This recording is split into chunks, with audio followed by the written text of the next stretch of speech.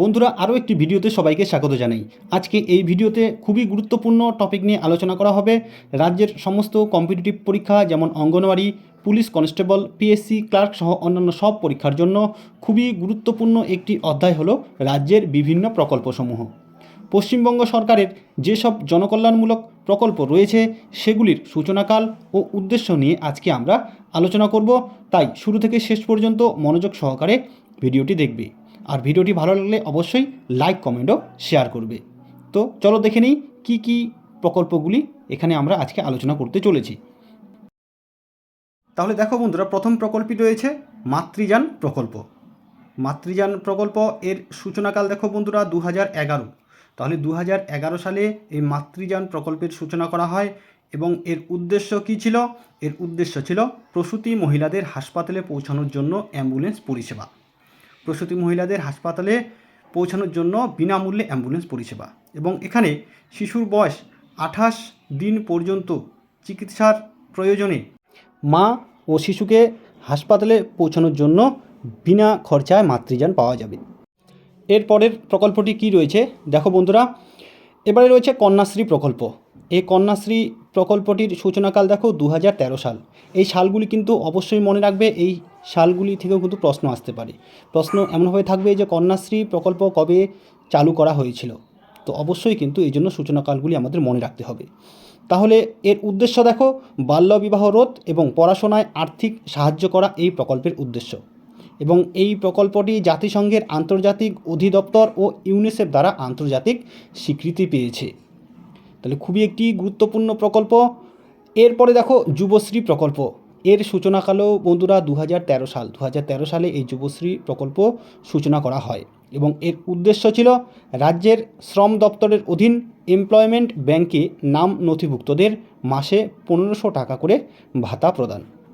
এরপরের কি আছে দেখো বন্ধুরা, এবারে রয়েছে শিশু সাথী প্রকল্প এবং এই প্রকল্পের সূচনাকালও বন্ধুরা 2013 সাল। 2013 সালে এই শিশু সাথী প্রকল্প সূচনা করা হয় এবং এর উদ্দেশ্য দেখো কি রয়েছে। এর উদ্দেশ্য ছিল দরিদ্র পরিবারের 12 বছরের কম শিশুদের বিনা খরচে হার্টের অস্ত্রোপচার।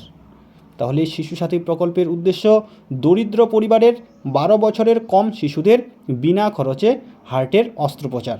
খুবই একটি গুরুত্বপূর্ণ প্রকল্প। এর পরের যে প্রকল্পটি রয়েছে সেটি হলো শিক্ষাশ্রী প্রকল্প। শিক্ষাশ্রী প্রকল্প সূচনাকাল 2014 সাল। 2014 সালে এই শিক্ষাশ্রী প্রকল্প সূচনা করা হয় এবং এর উদ্দেশ্য কী ছিল দেখো বন্ধুরা, এর উদ্দেশ্য ছিল 5ম থেকে 8ম শ্রেণী পর্যন্ত তপশিলি জাতি ও উপজাতি সম্প্রদায়ের শিক্ষার্থীদের পড়াশোনায় আর্থিক সাহায্য প্রদান। তাহলে শিক্ষাশ্রী প্রকল্পের উদ্দেশ্য 5ম থেকে 8ম শ্রেণী পর্যন্ত তপশিলি জাতি ও উপজাতি সম্প্রদায়ের শিক্ষার্থীদের পড়াশোনায় আর্থিক সাহায্য প্রদান। এরপরে গতিধারা প্রকল্প, খুবই একটি গুরুত্বপূর্ণ প্রকল্প। এর সূচনাকালও কিন্তু 2014 সাল এবং এই গতিধারা প্রকল্পের উদ্দেশ্য ছিল কর্মহীন যুবক যুবতীদের জীবিকা অর্জনের জন্য বাণিজ্যিক গাড়ি কিনতে 1 লক্ষ টাকা পর্যন্ত আর্থিক সাহায্য প্রদান। কর্মহীন যুবক যুবতীদের জীবিকা অর্জনের জন্য বাণিজ্যিক গাড়ি কিনতে 1 লক্ষ টাকা পর্যন্ত আর্থিক সাহায্য প্রদান ছিল গতিধারা প্রকল্পের উদ্দেশ্য। এরপরে যে গুরুত্বপূর্ণ প্রকল্পটি রয়েছে সেটি হলো ঐক্যশ্রী প্রকল্প। এর সূচনাকাল হলো 2014 সাল এবং এর উদ্দেশ্য ছিল সংখ্যালঘু শিক্ষার্থীদের স্কলারশিপ প্রদান। সংখ্যালঘু শিক্ষার্থীদের স্কলারশিপ প্রদান হলো ঐক্যশ্রী প্রকল্পের উদ্দেশ্য। এরপরের কী প্রকল্প রয়েছে দেখো, এবারে রয়েছে সবুজ সাথী প্রকল্প। সবুজ সাথী প্রকল্প খুবই একটি গুরুত্বপূর্ণ প্রকল্প। এর সূচনাকাল ছিল 2015 সাল এবং এর উদ্দেশ্য দেখো কি রয়েছে। এর উদ্দেশ্য হলো 9ম থেকে দ্বাদশ শ্রেণীর ছাত্রছাত্রীদের সাইকেল প্রদান। 9ম থেকে দ্বাদশ শ্রেণীর ছাত্রছাত্রীদের সাইকেল প্রদান হলো সবুজ সাথী প্রকল্পের উদ্দেশ্য। অর্থাৎ সবুজ সাথী প্রকল্পে 9ম থেকে দ্বাদশ শ্রেণীর ছাত্রছাত্রীদের সাইকেল প্রদান করা হয়। এরপরের প্রকল্পটি দেখো খাদ্য সাথী প্রকল্প এবং এর সূচনাকাল দেখো 2016 সাল। 2016 সালে এই খাদ্য সাথী প্রকল্পের সূচনাকাল ছিল এবং এর উদ্দেশ্য ছিল অর্থনৈতিকভাবে সুবিধা বঞ্চিত ব্যক্তি ও দারিদ্র সীমার নিচের অন্তর্ভুক্ত ব্যক্তিদের 2 টাকা কেজি দরে চাল ও গম প্রদান। অর্থনৈতিকভাবে সুবিধা বঞ্চিত ব্যক্তি ও দারিদ্র সীমার নিচের অন্তর্ভুক্ত ব্যক্তিদের 2 টাকা কেজি দরে চাল ও গম প্রদান করা ছিল খাদ্য সাথী প্রকল্পের উদ্দেশ্য। এরপরে যে প্রকল্পটি রয়েছে সেটি হলো সবুজশ্রী প্রকল্প। এর সূচনাকালও ছিল 2016 সাল এবং এর উদ্দেশ্য কী ছিল? এই প্রকল্পের মাধ্যমে প্রতিটি শিশুকে জন্মের পরপরই একটি করে মূল্যবান চারাগাছ দেওয়া হয় এবং অবশ্যই এর সাথে সাথে এই প্রকল্পের উদ্দেশ্য ছিল সবুজায়ন, অর্থাৎ পরিবেশে সবুজায়ন করে তোলাই হলো এই প্রকল্পটির উদ্দেশ্য। এরপরে যে প্রকল্পটি রয়েছে সেটি হলো সমব্যথী প্রকল্প। এর সূচনাকালও ছিল 2016 সাল এবং উদ্দেশ্য ছিল দরিদ্র মানুষের পরিজনের অন্ত্যেষ্টিক্রিয়ায় 2000 টাকা সহায়তা প্রদান। তাহলে সমব্যথী প্রকল্পের উদ্দেশ্য কী ছিল? দরিদ্র মানুষের পরিজনের অন্ত্যেষ্টিক্রিয়ায় 2000 টাকা সহায়তা প্রদান করা ছিল সমব্যথী প্রকল্পের উদ্দেশ্য। এবারে খুবই একটি গুরুত্বপূর্ণ প্রকল্প, সেটি হলো স্বাস্থ্যসাথী প্রকল্প। এই স্বাস্থ্যসাথী প্রকল্পের সূচনাকাল ছিল 2016 সাল। খুবই গুরুত্বপূর্ণ এই স্বাস্থ্যসাথী প্রকল্প সূচনাকালটি অবশ্যই মনে রাখবে। এর উদ্দেশ্য দেখো কি রয়েছে? পশ্চিমবঙ্গের মানুষের স্বাস্থ্যের কথা মাথায় রেখে পশ্চিমবঙ্গ সরকার স্বাস্থ্যসাথী কার্ডের ব্যবস্থা করেছে। এই স্বাস্থ্যসাথী কার্ডের মাধ্যমে রাজ্যের পরিবারগুলি 5 লক্ষ টাকার স্বাস্থ্য বিমার পরিষেবা পেতে পারে। পরিবারের মহিলার নামে এই স্বাস্থ্যসাথী কার্ড ইস্যু করা হয় এবং পরিবারের বাকি সদস্যদের নাম ওই কার্ডের মধ্যেই অন্তর্ভুক্ত থাকে।